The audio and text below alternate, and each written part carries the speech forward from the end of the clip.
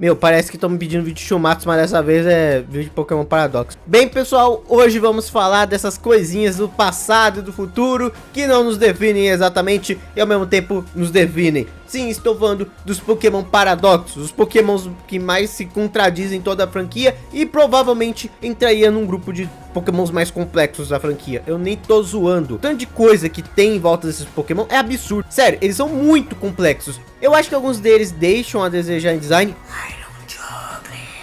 E eu ainda acho também que os Pokémons Ultra Beast ainda tem os designs mais inovadores da franquia. Mas eu não posso negar que o conceito dos Paradox, alinhado com o que eles trazem no jogo, é muito bem feito. Não só acrescenta pra caramba o world building de Pokémon, como da própria região específica de Paldea e pra caramba na temática de passado e futuro. Mas antes, vamos por partes.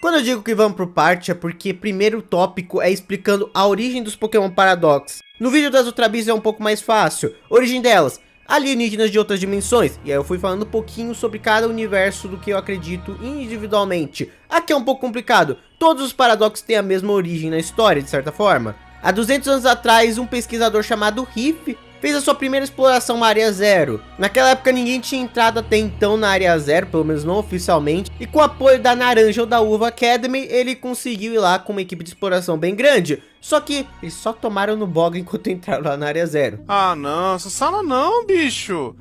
Não, essa... Riff fez diversas descobertas, absurdas mesmo. Ervas que nasciam através de cristais que tinham fatores curativos muito poderosos. Sem falar de outras coisas envolvendo essas ervas. Os próprios cristais que eu citei anteriormente, brilhantes, irradiavam uma energia estranha e afetava tudo à sua volta. A natureza e principalmente os Pokémon mudavam quando chegavam perto desses cristais. Para ele, esses cristais eram um real tesouro da Área Zero.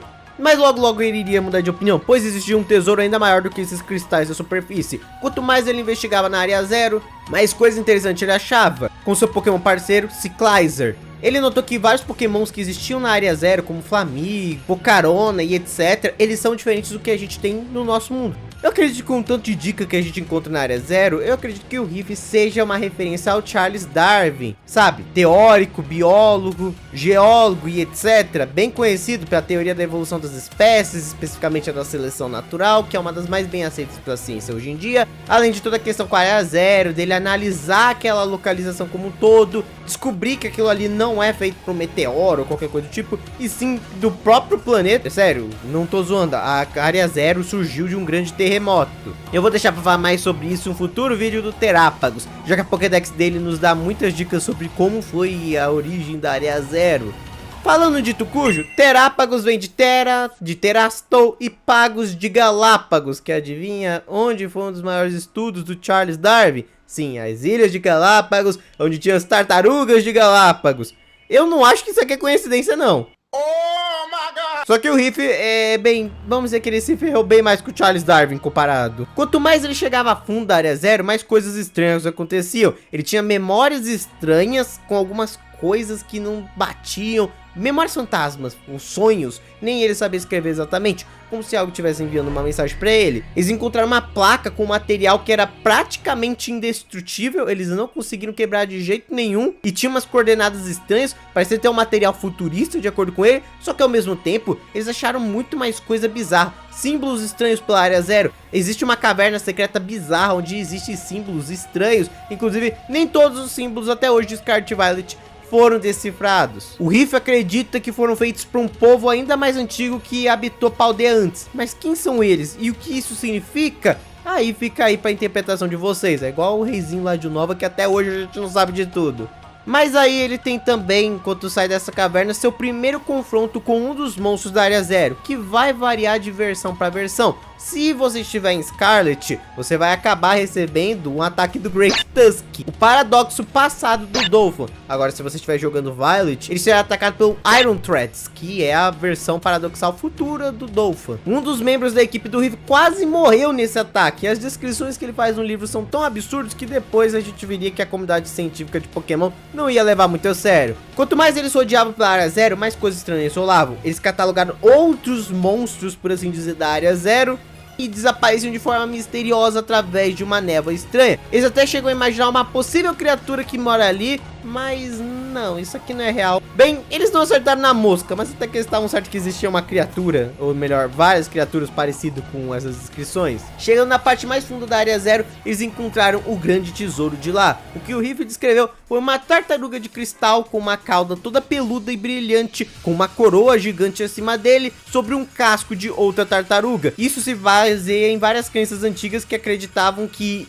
a Terra ficava nas costas de uma tartaruga gigante, e embaixo dessa tartaruga gigante existia outra tartaruga gigante, e isso continuava infinitamente. É isso que o Terapagos representa, infinito e a energia do infinito como um todo, a energia que todos os Pokémon possuem e que essa Terra está abençoada. O Terastal é a energia mais abundante sobre isso. Por isso que ele tem o tipo normal e o tipo Stellar, porque o tipo Stellar é um pouco de todos os tipos e o tipo normal é a base para todos os outros. Não é à toa que o Arceus também tem esse tipo. Depois eles se lascarem pra caramba, pegar informação, desenhar o Terapagos todo bonitinho, ver essas anomalias bizarras, eles decidiram sair da Área Zero, com estudos suficientes e com as ervas místicas como prova, além dos cristais Terra também. Só que, assim que eles saíram de lá, os cristais Terra desapareceram. Pelo que parece, eles não podem ficar em contato com a nossa atmosfera por muito tempo. Só na atmosfera da Área Zero, que é como se fosse um mini planetinha lá, que os cristais Terra conseguem resistir, então... Ok, eles perderam, mas tem as plantas, né? Na verdade não, porque um grupo de Pokémon bizarro atacou eles e roubou as plantas deles. Alguém Comeu a minha erva mística. que eu mostrei pra vocês. Foi você, Seth? Não. Não? Fui eu, Fran. Eu que comi a erva. Por quê? Cara, vai dizer que você nunca fez isso. Que resposta inteligente! Sim, são os Pokémon Titã que a gente enfrenta pelo jogo, que começa a cultivar suas próprias ervas místicas de forma bem egoísta. Pokémon tudo safado. E pra piorar, quando ele veio trazer essa tese, tudo sobre os Pokémon paradoxais, virou piada. Na verdade, houve uma grande discussão na comunidade científica de Pokémon, mas estava 50-50 basicamente. Uma galera acreditava no Riff e outra galera não acreditava de jeito nenhum.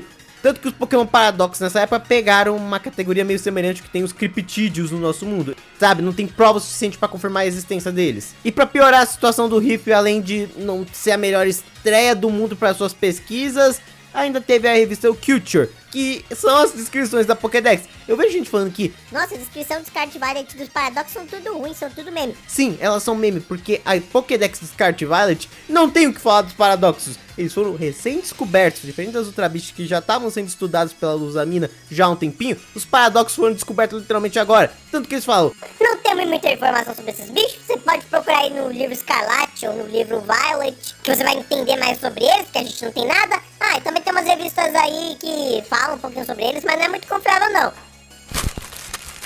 Isso é fake news, porra! É praticamente isso que a Pokédex fala, porque realmente o que a gente tem de informação da revista Culture é fanfic. Eu não tô zoando, eles gostaram da ideia dos Pokémon Paradox e começaram a fazer suas próprias descrições pra vender pra todo o público, baseado naquelas revistas pulp, bem antiga, feito de um material bem baratinho, que às vezes continha umas histórias em quadrinhos ou até mesmo umas histórias mais absurdas, envolvendo principalmente robôs, dinossauros, loucuras alienígenas, coisa que gostavam muito nessa época. Ah, inclusive essa temática de robô e dinossauro não é tão absurda quanto parece quando você para pra pensar. Antigamente se tinha muito isso da comparação de robô e dinossauro sem o extremo oposto, um representar o passado e o outro o futuro. Criaturas misteriosas das quais a gente não sabe muito, de um passado muito distante, e o futuro, que pode chegar com alienígenas e robôs. Eu não tô falando nada absurdo, sendo bem sincero. Isso já foi muito moda lá na época dos anos 50 e 60, durante várias revistas que lançavam na época, e até mesmo em games.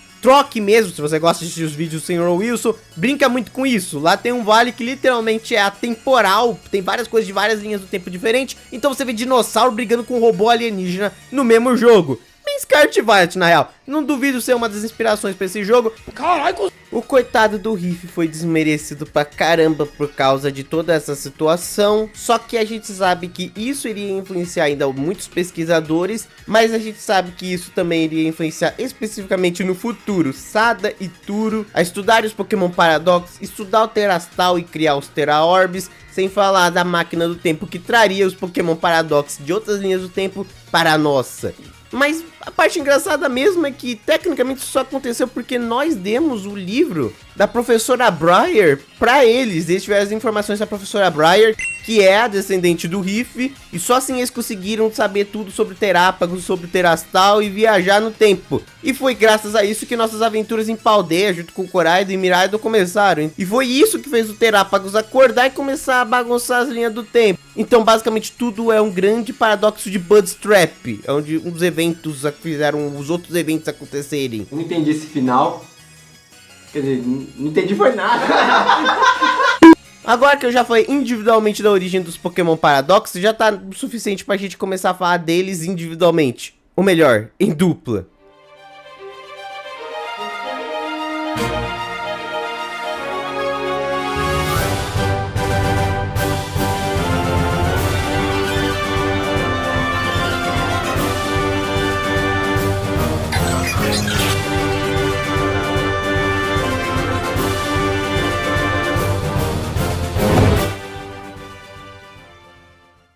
Sim, eu irei falar dos Pokémon Paradox em dupla, porque faz mais sentido. Todo paradoxo do passado tem uma contraparte no futuro e vice-versa. Só tem uma exceção aqui na lista que na verdade são 3 contrapartes. Mas vamos lá. Começando pelo Great Tusk, a Grande Presa, e o Iron Thread, Trilhos Férreos. Ambos paradoxos do Dolphin, que faz muito sentido porque o Dolphin em muitos jogos, inclusive lá no Gold Silver, ele é um Pokémon exclusivo de versão, o que mostra que existe uma timeline onde o bichinho tá quase em extinção ou já não tem mais naquela região. Sem falar que muitas espécies de elefante no nosso mundo também estão ameaçadas de extinção. Essa escolha não é à toa, eles quiseram pegar um animal que estava em abundância no passado e agora no futuro ele não tá mais tanto em abundância assim, ou já tá extinto por completo. Por isso que o Great Tusk tem uns detalhes claramente inspirados em mamute, que é um animal pré-histórico bem conhecido, mas também de dinossauro. Tem uma parte meio reptiliana aí no meio, com espinhos, garras, escamas. É bem bizarro, mas eu gosto desse design. E diferente da sua contraparte do presente e do futuro, Great Tusk não consegue rodar igual uma roda.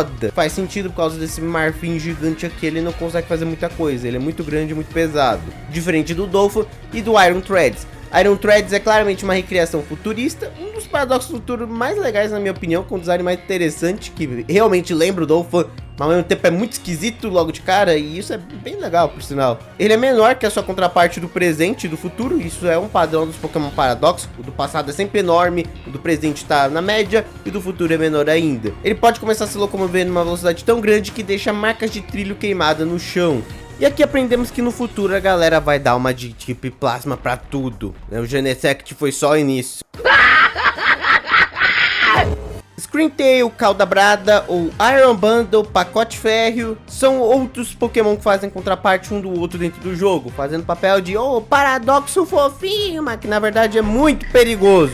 É até engraçado, Jigglypuff e Delibird são completamente inúteis, você usar eles é questão de masoquismo, essa é a grande realidade. São bonitinhos, mas são inúteis. Agora suas contrapartes do passado e do futuro, bem, nem tanto. No caso passado a gente viu um lutador solo por causa da agressividade do passado, mas aqui a mudança é um pouco mais interessante. Afinal o Screentail virou psíquico e fada, coisa que já era uma das características da Jigglypuff, só que foram tão aumentadas que ela perdeu o tipo normal, ainda bem.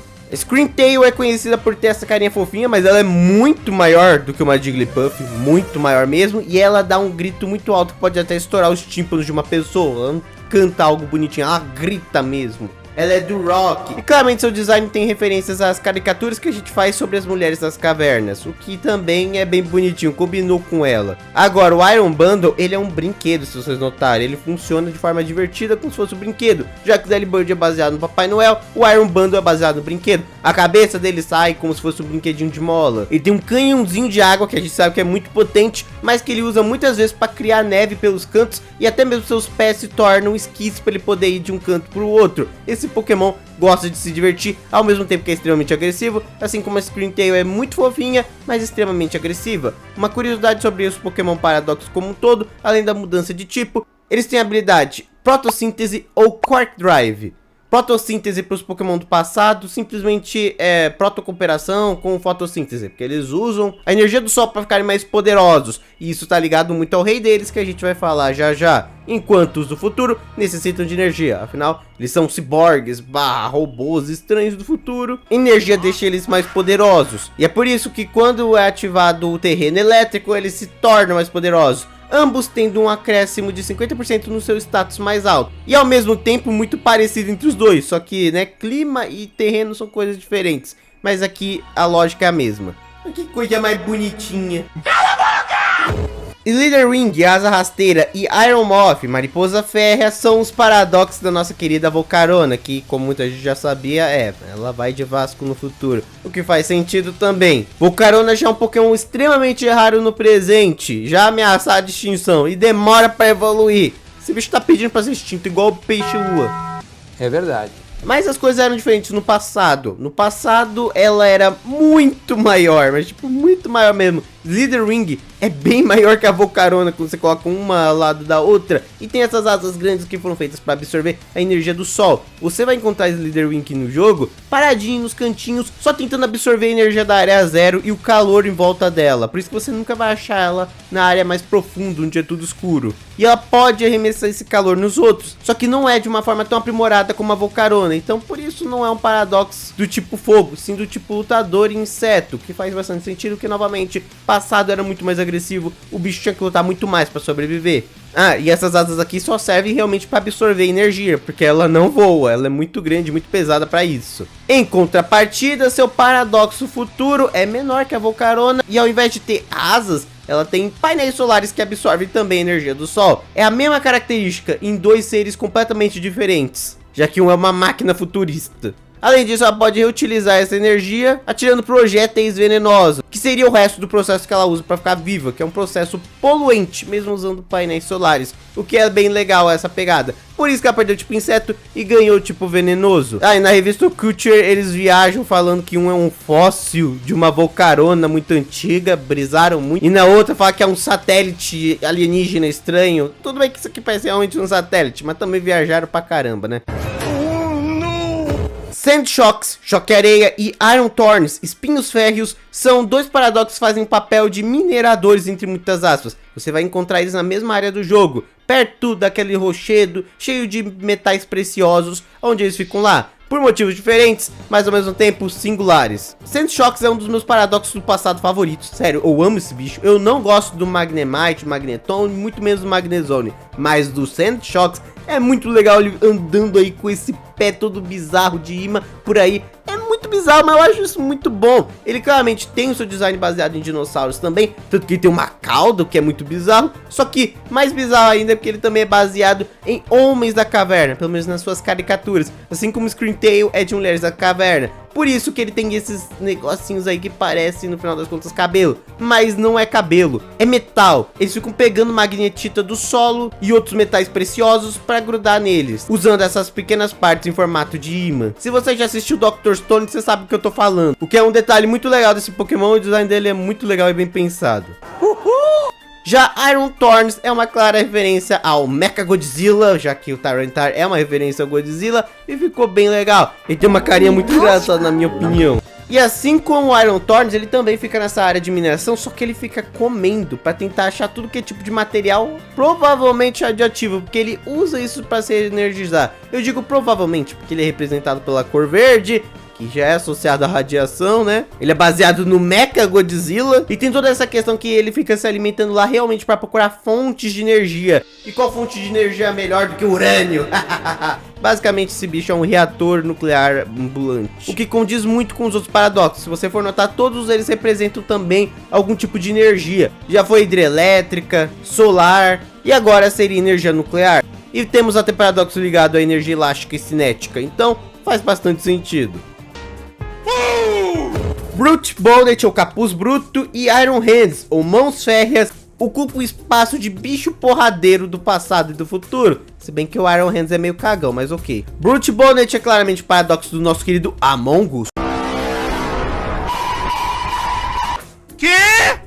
Só que ele não consegue usar seus esportes de uma forma tão boa quanto a sua contraparte do presente. O Among Us consegue utilizar veneno muito bem, por isso que ele tem um tipo planta e venenoso. Agora o Brute Bonnet não consegue fazer isso tão bem, mesmo que ele consiga sim liberar esporos. Só que em contrapartida, ele é extremamente agressivo e territorialista, a ponto de atacar os outros Pokémon gratuitamente, fazendo sentido seu tipo Dark no lugar do venenoso. Ele tem 4 perninhas e é muito bizarro, ó a carinha desse corno aqui. Mas eu acho legal o design dele, principalmente esse musgo que fica caindo na cabeça dele de cogumelo, é bem da hora.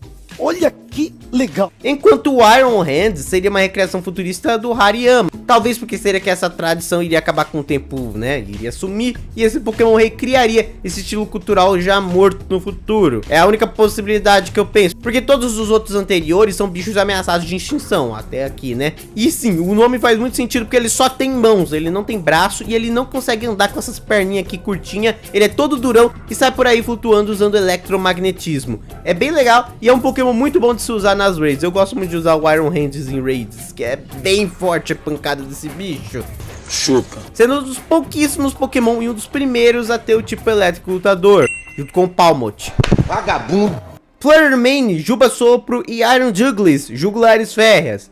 Fluttermane é baseado claramente na Miss Drevos, tá bem na cara. Só que ela também é baseada em pterossauros, tanto que a revista Culture até acaba apontando que ela seria um fantasma de um pterossauro, só que isso aí já tem 0 provas. Além disso, ela parece ter inspirações em seres divinos, você nota no comportamento dela e etc, que é um pouquinho cruel às vezes, mas também dá pra ver que tem um tom meio divino. Isso porque ela tem referências, se você for notar, a anjos e também de alguns deuses na cultura shintoísta. Então é bem interessante, já tem uma mescla de várias culturas diferentes, o que faz o tipo fada fazer bastante sentido. Sem falar que o tipo fada, assim como cada Screen Tail, cautera a maior parte dos paradoxos do passado, então faz sentido pro ambiente no qual ela tá inserido. Só acho engraçado que ela é um Pokémon paradoxo do tipo fantasma e na luz do sol ela fica mais forte. A gente geralmente pensaria que o fantasma ia ficar mais fraco no sol, mas não. Enquanto o Iron Jugulis é um dos paradoxos do futuro mais fracos na minha opinião, assim, em questão de design. É legal a parte do corpo dele ser meio individualizada, tipo a cabeça dele vai para um canto, a outra cabeça vai para o outro, porque elas não estão conectadas ao corpo. E até mesmo esses painéis de LED que vão mudando quando você vai jogar no jogo, eles ficam mudando de formato toda hora, é bem da hora. Mas eu ainda acho que o design dele é bem simplista ao extremo. Ele tem essa base em energia eólica também, por isso que ele trocou tipo dragão por voador, mas nunca fica tão claro. Que eu particularmente não curto tanto. Pô, pelo menos podiam ter mudado um pouquinho a corzinha dele, né? Pelo menos isso. E eu acho pelo menos interessante que da revista Culture, ele sem sombra de dúvidas aqui tem a descrição mais viajada. Jigglypuff de 1 bilhão de anos atrás, máquina alienígena feita para destruir nosso mundo. Ele nasceu de um robô que fez o ato libidinoso com Hydreigon.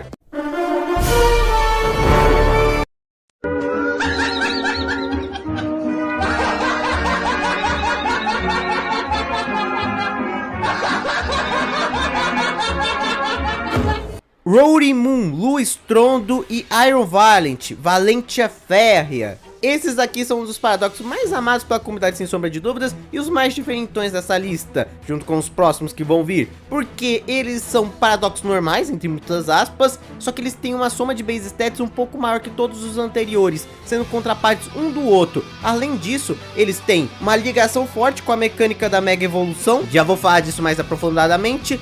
E ainda por cima eles são encontrados em uma única parte da área 0 e no mesmo local especificamente, que é aquele local com símbolos estranhos e uma cachoeira bizarra, bem escondidinha na área 0. É nesse local que você encontra o Roaring-Moon e o Iron Valent. Até suas combinações de tipo, dragão e sombrio, e fada e lutador, são o oposto extremo um do outro e faz sentido, que é um cavaleiro que enfrenta um dragão, só que é um cavaleiro futurista enfrentando um dragão pré-histórico. Essa ideia eu acho legal, eu gosto dessa contraparte, eu acho que é a mais legal dessa lista até então.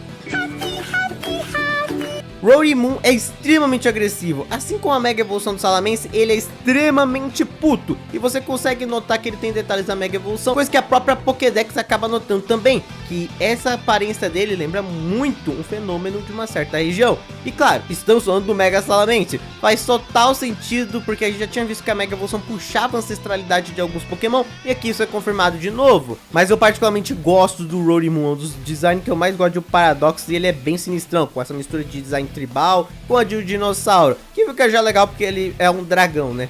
Cinema. Já o Iron Valiant também é um caso bem interessante. Como foi o design dele, claramente tem umas inspirações na Mega Gardevoir e no Gallade, sendo dessa lista o único caso de um Pokémon Paradoxo que na verdade é baseado em 2 Pokémon e não em apenas um. Ele consegue tirar essas lâminas dos seus braços e transformar numa lança que ele usa para combate. Ele não tem um tipo psíquico, mas ficou com os tipos secundários dos seus ancestrais, entre muitas aspas. Muita gente leva ao pé da letra a sua descrição na revista Culture, que fala que ele é um guerreiro falho, que ele foi criado para ser o Pokémon psíquico mais forte de todos, mas ele acabou não tendo tipo psíquico. Lembrando, gente, isso é só fanfic da revista Culture, não tem nenhum lugar dizendo que realmente ele foi feito para ser um guerreiro fodão psíquico, mas falhou nesse quesito. A realidade é que ele provavelmente um dos paradoxos mais bem feitos, por assim dizer, porque ele tem os status acima de todos os outros, então ele tá mais no topo da hierarquia. Só não vou dizer que ele tá no topo mesmo, porque a gente sabe quem tá lá, né? Agora vai ser difícil de falar tudo simultaneamente. Vamos agora começar pelos dinossauros lendários e também pelas suas contrapartes futuristas, que são a espada cibernética do futuro, que não são também lendários. Nenhum desses aqui são lendários, por incrível que pareça. Começando pelo Walkwakes, Onda Ando e Iron Leaves, folhas férreas. O Walkwakes é bem interessante porque ele é baseado em dinossauros terápodes, esses aí que tem 2 pernonas e braços mais curtinhos, que abrangem um grupo bem grande de animais terrestres pré-históricos. Você deve imaginar um monte de dinossauro que segue mais ou menos essa base corporal. Ele é claramente baseado no Suicune, e assim como o Suicune Jesus Cristo, ele também corre sobre a água, só que de uma forma que lembra bastante aqueles répteis que correm sobre a água. Achei muito da hora isso. Como ele é um Pokémon muito forte do passado, ele acabou ganhando o tipo dragão. Ele é bem poderoso, é um dos paradoxos mais poderosos dessa lista e também muito legal de se usar. E uma coisa legal é que assim como a Florermane, ele é um Pokémon de água que deveria ficar mais fraco no sol, mas ele fica mais forte graças à sua habilidade de fotossíntese e seu movimento assinatura também fica mais forte no sol. Olha só que engraçado. Já Iron Leaves, eu particularmente um dos paradoxos que eu menos gosto, é igual o Iron Juggles. Eu acho que eles podiam ter usado muito no design. Tipo, o bicho ser parecido com o do presente não é nem um problema, só que ele tem que mostrar essas diferenças na hora da batalha. O Iron Bundle, você vê que ele é bem diferente do Delibird quando você entra no jogo, você consegue ver as diferenças desses bichos, ou do Iron Thorns. Coloca lado a lado, você vai ver eles agindo, o comportamento é totalmente diferente, tem umas bizarrices no meio. Mas o Iron Leaves só parece uma versão mais sem graça da Virizion, só isso. Foda-se. Eu acho legal que eles têm uma temática de IA muito avançada, como foi nos casos anteriores, por isso que ela perdeu o tipo lutador e ganhou o psíquico, mas manteve o tipo grama. Mas fora isso, é uma versão mais sem graça da Virizion, me desculpa aí, pelos fãs aí do Iron Leaves. Inclusive, eu sei que os dinossauros lendários que não são lendários receberam muito mais hate, mas eles são muito mais interessantes, mais legais do que os trio da Espada da Justiça futurista. Absolute cinema.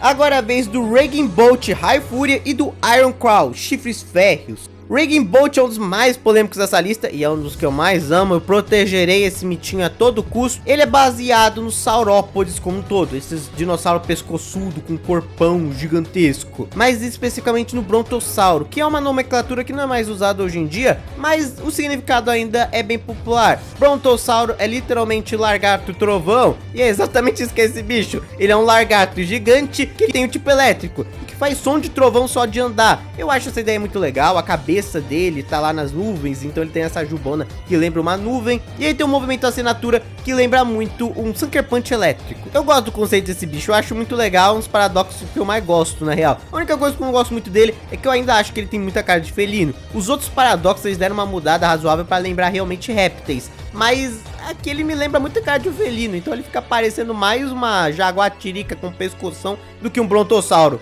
quando ele tá sem a juba. Quando tá com a juba é até mais bonitinho, mas sem é... He's so ugly. I love Agora o Iron Crown é basicamente a versão do Cobalion do futuro. E esse aqui eu já acho um pouquinho melhor que a Iron Leaves. Ele tem uma mudança mais consistente no design dele. E ele é legal que ele é todo travadão e fica girando a cabeça dele. Além do movimento assinatura dele, que é aqueles golpes que atacam mais de uma vez por turno. Isso é bem interessante, por sinal, porque ele dá vários cortes sem parar no adversário até ele cair. Isso eu acho muito legal. Ele é realmente uma arma de guerra futurista. Mas fora isso, não tem muito o que comentar sobre ele, não. Chapeuzinho fashion, seu mentira. Ah, vá se fuder também, eu tô fudido, né? Gongfire, Fogo Corrosão e Iron Powder, Rocha Férrea. Gongfire é claramente inspirado no Entei e também na família dos ceratopsídeos, que englobam esses animais que tem uma crista muito grande, são quadrúpedes bem fortões, tipo Triceratops. Mas nesse caso eu acho que ele foi mais baseado no Loxeratops do que em qualquer outra coisa. Sério, o formato do crânio dele me lembra mais desse bicho, mas eu acho que ele é baseado na família como um todo. Ele é bem resistente comparado ao Entei, bem maior do que ele também, e ele tem essa placa óssea na cabeça bem colorida. Seu movimento assinatura lembra o Protect, só que dá queimadura no adversário. Esse daqui eu também gosto bastante, ele é bem discrepante do Entei, acho que foi uma das mudanças mais radicais, mas eu gosto basicamente, eu gosto do conceito desse triozinho de dinossauro. Lembrando, eles não são lendários. E se você deve estar se perguntando, pera aí, como esses bichos existem e as feras lendárias existem ao mesmo tempo? Olha, existem várias possibilidades. Uma, eles não existiram na nossa timeline. Como a máquina do tempo pega de várias timelines diferentes, isso aqui é de outro universo que o Ho-Oh fez outra maracutaia e acabou gerando esses bichos, e não as feras lendárias. Ou a segunda possibilidade, que também é uma teoria bem famosa, que esses bichos eram bichos normais, só foram extintos mesmo no nosso mundo, e quando o Ho-Oh foi trazer as feras lendárias de volta, ele usou o poder desses três bichos aqui, ele se baseou nesses três bichos para ressuscitar as feras lendárias, né, que são aquelas de Johto que a gente já conhece. Ambas as teorias acho que fazem bastante sentido. Eu acho mais provável eles não terem existido mesmo, porque não existe nenhuma evidência deles no mundo Pokémon, mas eu ainda acho que eles são um dos paradoxos mais interessantes. Sem sombra de dúvida, são aqueles que têm a mudança de design mais radical dessa lista, mas eu prefiro que a mudança seja mais radical do que ficar sem graça, né? Eu amo esses três aqui em todos os universos, no caso esses seis. Agora falando do Iron Powder, esse aqui, desse triozinho aqui, é o que eu mais gosto, particularmente. É a que tem a mudança mais acentuada no design, e ele é um dos mais legais de usar. Eu pelo menos gostei bastante de usar ele, principalmente o movimento assinatura dele, que é basicamente ele juntando os dois chifres na cara dele como se fosse uma lâmina e dando um cortezão. É muito mais irado ele juntando a lâmina. Pô, isso aqui é da hora. O Iron Powder é foda. Eu gosto de você. E a própria Pokédex, lembrando, dessa vez é a Pokédex dizendo isso, que ele se assemelha muito ao Terrakion. Pelo que tudo indica, ele é um ciborgue do Terrakion do futuro. Muito estranho, muito bizarro, significa que os humanos chegaram a esse ponto no futuro, mas eu acho interessante essa curiosidade. Até a própria Pokédex observa que esse bicho é um dos que mais tem relação com a sua contraparte no presente. E agora a gente pode falar, né, dos Bambambans.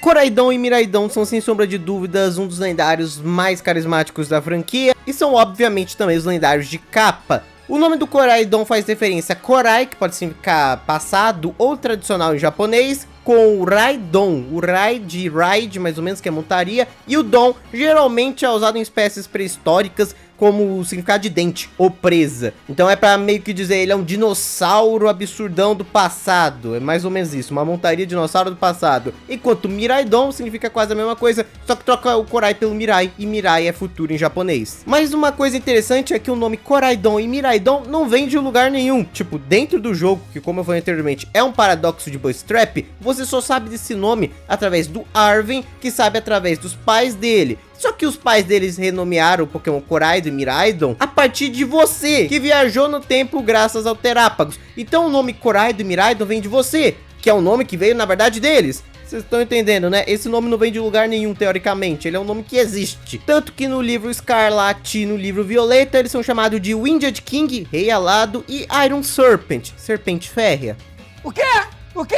Começando pelo Koraidon, ele é um dos que temos mais informações nessa lista. Ele já é estudado já há um pouquinho mais de tempo. Além de ser a capa do livro Escarlate, ele é descrito como um Pokémon que era capaz de arrebentar montanhas inteiras só na base do soco, daí vindo seu tipo dragão e lutador. Além disso, ele tem cores fortes e vibrantes para representar um réptil que quer chamar a atenção, aqueles mais na questão reprodutiva provavelmente. Digo isso porque ele tem penas muito coloridas, uma cor muito forte, ele tem até um papo que, se você for notar, lembra muito um pneu, mas eu já vou deixando bem claro, isso não é um pneu. É um papo mesmo que ele vai inflando para parecer ainda maior do que ele já é. Vários répteis no presente e no passado fazem isso, e o Koraidon faz a mesma coisa, para parecer mais imponente. E assim como o Miraidon, ele faz referência a um grande rei. É sério, no geral, ele é como se fosse o rei do passado, um Tiranossauro Rex, por assim dizer. Isso porque ele, além de ser o Paradox com o maior número de status, ele ser realmente um Pokémon lendário, ele ainda por cima tem a habilidade Orichalcum Pulse, que basicamente seta o clima ensolarado assim que ele entra em combate. É bem provável que ele tenha ocupado um nicho semelhante ao que o Groudon ocupou antes dele ir a Mimir por causa do Rayquaza, deixando os Pokémon Paradox do passado ainda mais poderosos. Ele também é bem territorialista e bem poderoso. Os dois lendários Scarlet e Violet são bem poderosos. Também aprende o movimento assinatura dele, que é o Collision Curse, se eu não me engano, que é o Rota de Colisão. Faz referência ao meteoro que destruiu os dinossauros no passado. É bem provável que mesmo com toda essa força, depois que houve uma grande mudança na Terra do mundo Pokémon, assim como no nosso, essas espécies de maior porte acabaram se lascando e com o tempo foram extintas. Mas não totalmente, já que ele gerou descendentes, afinal a gente tem um Cyclizer no presente. Mas é bem mais fraco que a sua versão do passado, porém está adaptada para novos tempos. Lembrando que evolução não é um processo de melhoria, e sim um processo de adaptação, então faz muito sentido. Antes ele tinha que ser muito forte por causa do ambiente, depois ele se tornar algo menor, mais de boa, mais tranquilo, para ele sobreviver a essa passagem de eras.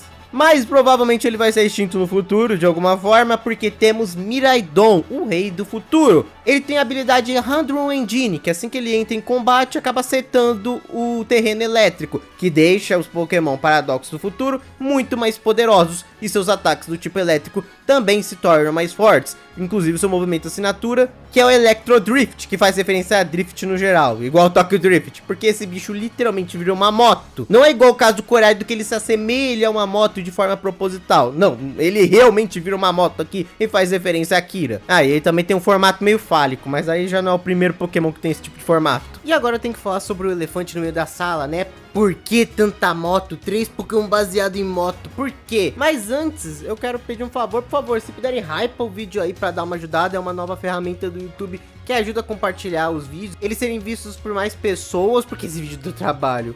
O vídeo que deu trabalho, tá absurdamente grande. Também deixa o like, se inscreve aí e compartilha o vídeo pra dar uma forcinha também.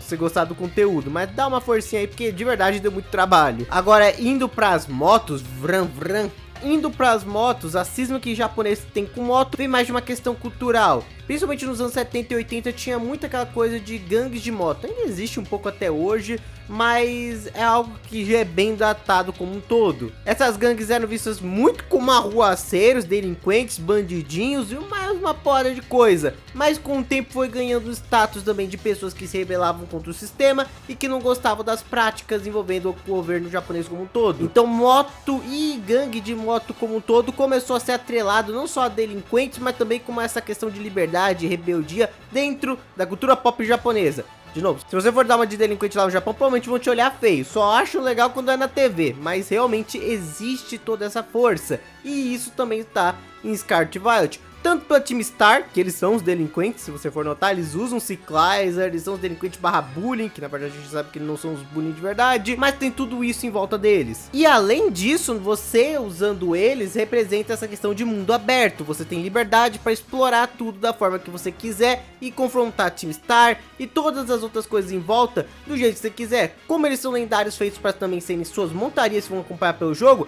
a temática escolhida foi a de moto mesmo, por causa desse lance de liberdade que eu já falei anteriormente. Tanto que a coisa mais normal do mundo é ver em anime algum personagem usando moto. Geralmente quando é um personagem que tem aparência de delinquente ou é realmente delinquente, ou até mesmo em situações que representam liberdade ou rebeldia como um todo, ou na sua busca como um todo por liberdade. Certo, até um Yu-Gi-Oh! Disso, que também usa motos, pra vocês terem uma ideia. Então não foi Pokémon primeiro a ter essa ideia de misturar uma franquia que não tem nada a ver com moto com esse tipo de veículo. Mas particularmente eu gostei da sacada, achei uma boa e eu gosto do design do Koraidon Miraidon. Prefiro bem mais o do Koraidon, ele tem uma carinha de ser mais foda, né? Ó a carinha do Koraidon, é muito mais foda. Uhul! Combinando também perfeitamente com a ideia de Scarlet Violet, que na parte de executar o mundo aberto é muito sofrido, mas nessa parte de integração à liberdade dentro da sua história é muito bem feito. Combina, faz sentido com tudo isso e sem falar que os paradoxos acabam se alinhando com esse tema também. Não necessariamente de moto, mas de liberdade como um todo dentro do jogo. De você se libertar do seu passado para poder prosseguir para o futuro. Sem falar que você também não pode ficar só visando o futuro sem aproveitar o hoje. Por isso que ele se chama presente no final das contas. Scarlet Violet tá ligado a tudo isso. Então a ideia de ter esses pokémons paradoxais que vem de um literal paradoxo de Budstrap, ao mesmo tempo que eles se encaixam com a sua história, foi muito bem pensado. Na verdade, eu acho que é uma das regiões mais bem pensadas nesse sentido, com os seus pokémons especiais e etc. Não rola isso, na minha opinião, desde a Alola, já que a Alola também tem essa temática, lá é invasão, e eles juntaram invasão com a questão de invasão alienígena. Gosto bastante dos Pokémon Paradox, claro, tem alguns que eu não curto muito, eu falei, o Trio da Espada da Justiça eu só gosto de um, de verdade, tem uns aí tipo Iron Douglas, que eu também não curto muito. Acho que alguns do futuro deixaram a desejar na questão de design, ou até mesmo de criatividade como um todo. Mas a maioria deles é bem interessante. Boas contrapartes para os Pokémon que a gente conhece no presente, e até faz refletir de como vai ser o mundo Pokémon e como ele era. Ele era muito mais hostil, pelo que parece, e no futuro eu acho que não vai deixar de ser tão hostil. Mas bem, comentem embaixo o que vocês acham desses Pokémon. O que você acha de Scarlet Violet, sem envolver a questão do gameplay, porque aí todo mundo vai ter a mesma opinião, inclusive eu. Mas comente aí, o que você acha da proposta do Pokémon Paradox? Na minha humilde opinião, é sim um dos grupos mais complexos de Pokémon de toda a franquia. Não é à toa que gerou um vídeo tão grande. Mas bem, comenta aí, deixa o like, se inscreve aí, compartilha, falou!